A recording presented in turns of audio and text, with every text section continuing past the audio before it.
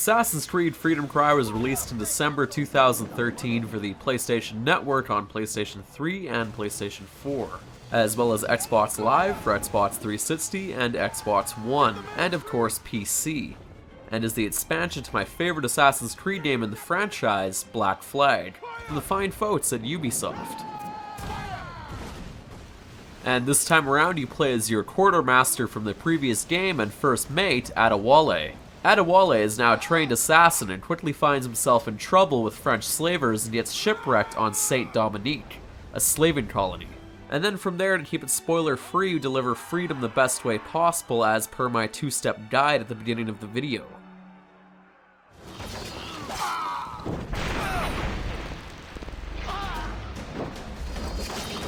Story-wise, Freedom Cry is a breath of fresh air from the typical blah blah blah Templars are bad, blah blah blah precursor people, blah blah blah conspiracy theories, blah blah blah hack things from your cubicle.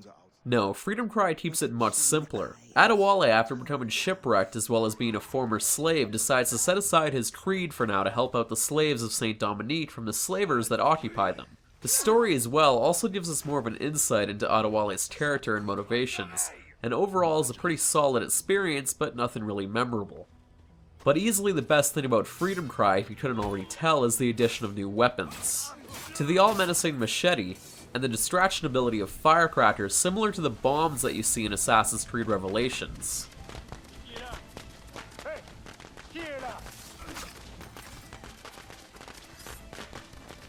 But you also get to access the rope dart straight from the start of the game, something you didn't get in Black Flag until the very end of the game for whatever reason.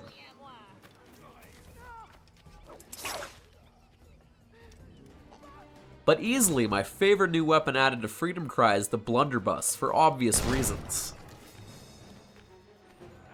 And once again, like any full retail Assassin's Creed game, Freedom Cry, despite being DLC, is filled with side objectives, mostly involving freeing slaves, attacking slaver ships, and general naval stuff Black Flag already featured. And speaking of naval combat, Freedom Cry still has plenty of it, and it's still awesome, with an added addition of being able to attack slave ships, which are similar to naval convoys in Black Flag. However, the difference being you can't damage these and have to avoid attacking them, and instead take out their convoy protecting them.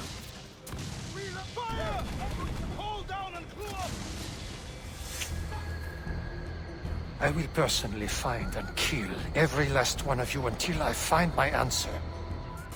Once again, tailing missions make a return, and they're just as terrible and boring as they were in Black Flag.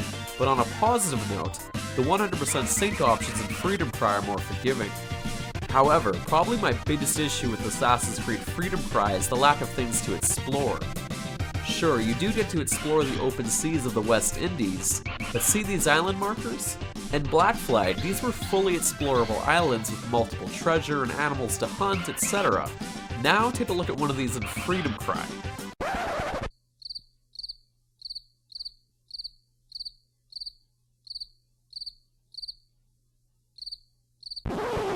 Yep, normally in Black Flag, islands this size aren't even shown on the map unless it's already been marked down with a collectible on it. And lastly, for my nitpicking, I found this game to be even easier than most Assassin's Creed titles, which are already easy enough, so why's that?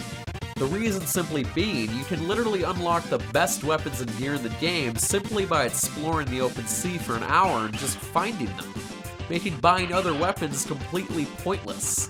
Why even bother adding different types of machetes in the first place when I can go find the best one in the entire game on a beach on some random island?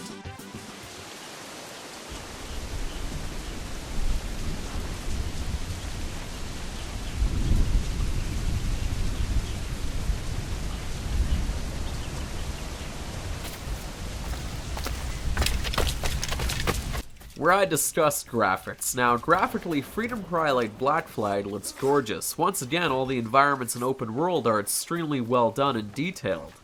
And the water effects in particular are extremely well done, especially some of the weather effects.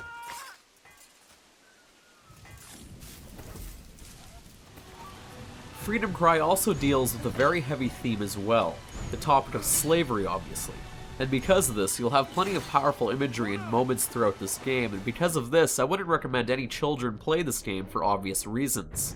But at the same time, I applaud the Assassin's Creed franchise for exploring time periods and events that very few games dare tread.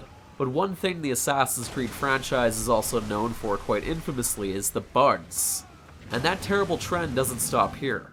Freedom Cry is extremely buggy, I'd argue even more so than Black Flag. I had a number of moments where I got stuck inside a tree or some random object, as well as the game completely crashing altogether.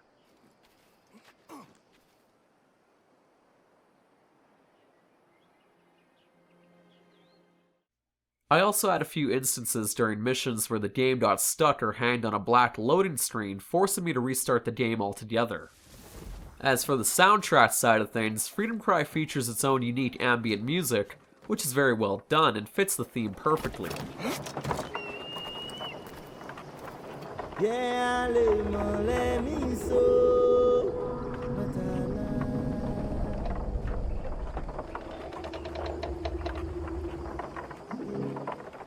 However, probably one of the net's biggest gripes with Freedom Cry is the lack of shanties on the open sea. They've been completely removed from Freedom Cry, so all you can hear now is the recycled banter of your crew as you sail through the seas. And I thought this was very disappointing.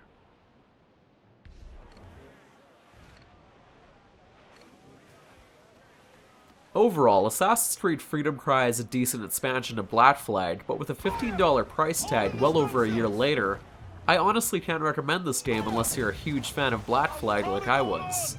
The game is simply too buggy, and it's just not very eventful or lengthy, clocking in around 5 to 6 hours, and you won't really miss out on much if you give this expansion a pass. So with all this being said, now it's time for my rating.